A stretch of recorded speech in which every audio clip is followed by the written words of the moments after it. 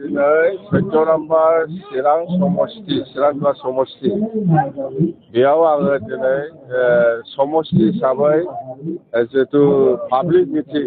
फैगौ इलेक्सनखौ लानानै जिहेतु पाब्लिक मिटिं बे पाब्लिक मिटिंआव नुजाफैनो हानानै आं गोसोखौ जोबोद गोजोननाय मोनदों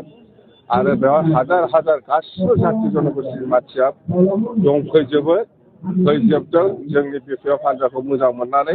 आरो बिपिएफ हान्जाया देरहासार जानाया 100% जों सियर दिनैनि दिनाव जों बुंनो हायो